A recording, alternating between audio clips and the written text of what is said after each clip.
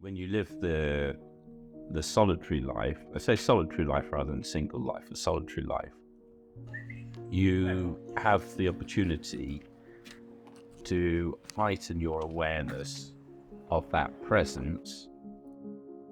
And God, if He wants to relate to us, will relate to us as we exist. It's not like I'll relate to God with my head or my interior, but as a embodied person. So the space becomes very important.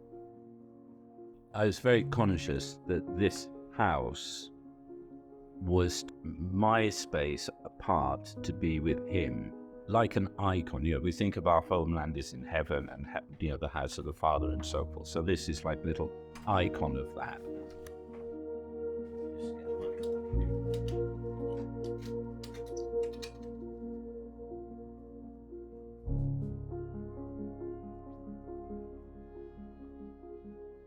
Iconography is about relationship, our relationship to Jesus. You're drawing other people into that relationship. Drawing people into that and helping them to find a new dimension to their spiritual life and their relationship with Christ. It has been a quite important part, I think, of my own teaching experience. If this is liturgical art, then it takes you into that relationship with Christ in the liturgy. And the liturgy is where heaven and earth meet. And that's very down to earth. It's incarnational. It's the ultimate form of the incarnation. It's Christ Himself taking flesh and blood. I think as I've grown in my understanding of iconography over many years, the way in which iconography is so just ordinary and down to earth, but it confronts us with, therefore, the bare reality of our humanity. So you're trying to paint, you're trying to take these great spiritual truths and get that into a painting, which is on a flat piece of wood that's two-dimensional, using bits of rock and natural substances, but they're all created things.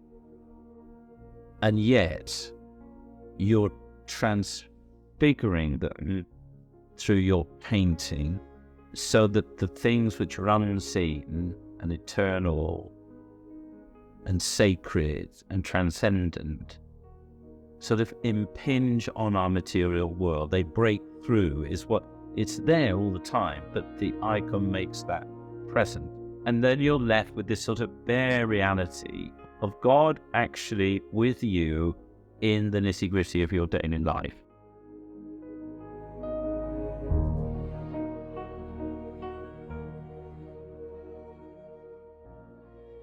Tempera, by its very nature, is designed to be this very, like, layers of gossamer which are now light to travel through all the different layers in a very subtle way.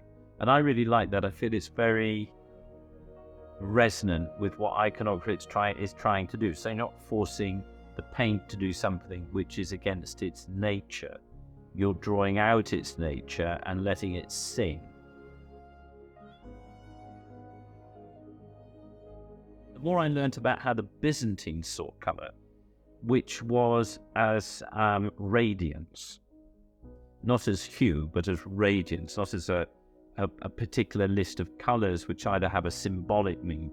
So radiance is something where it's sort of not bouncing off the surface of the paint, but it's coming from within the paint and bouncing off your eyes. So when I paint, I'm trying more and more consciously to paint with these gossamer layers and using that to play with light.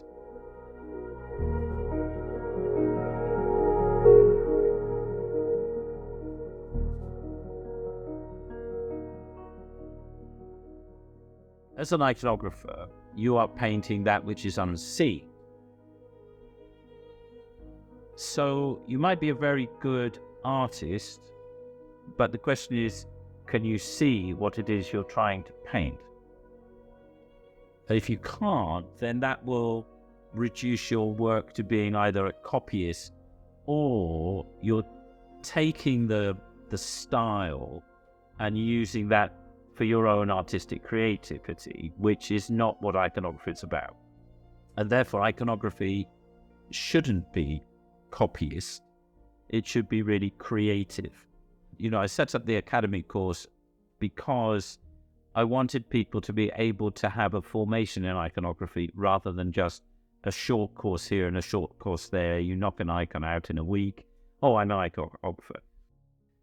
When I began iconography, I suppose I was really attracted to iconography, and it was mysterious. And so I wanted to know all this sort of stuff. But as I practiced it, I've become more and more aware that is more and more actually a distraction. And what the thing is, you are painting the saints. So you need to know who it is you're painting. So you need to do your research. You need to pray to the saint. When I'm painting, the Virgin Mary, for example, I need to have Mary in front of me, present in my heart, present to my mind. Yes, I'm looking at models and what other people have done through the centuries, and I'm responding where I see Mary present. I can see that presence myself and try to capture that in what I'm doing. But it's in that way, you're being a servant to make the saints in Christ known. That's my job. Icons begin and belong to the liturgy. And when we bring them into our homes, we're bringing a bit of the church into our home. And the fact that you don't notice them and reverence them every time you go past them, to me, is quite a good thing, because the saints are just there, and it consecrates the environment that you live in.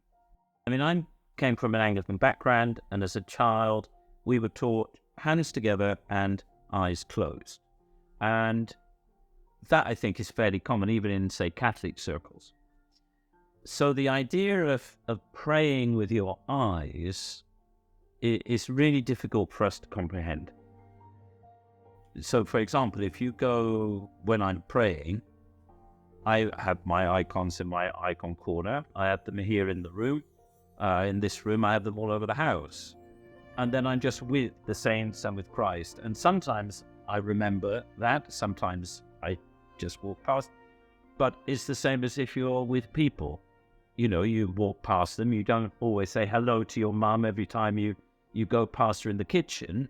That would be odd. Sometimes you're just in the background. And I think the way the icon works is it becomes part of the environment that we live in as a whole person. So when you become interior, you become aware of that presence.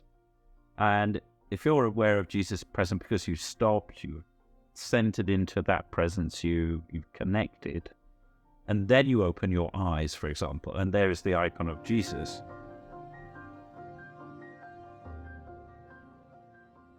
When you see the icon of Jesus, it takes you to the inner place. You have to develop an interior sight to see the world as God sees it. And the icon is that threshold. And it's not easy at all to see like that. And I mean, the saints, like the Orthodox saints especially, talk about this, the noetic eye, sort of the glory that's in all things. And we just don't see it. We pass over the surface.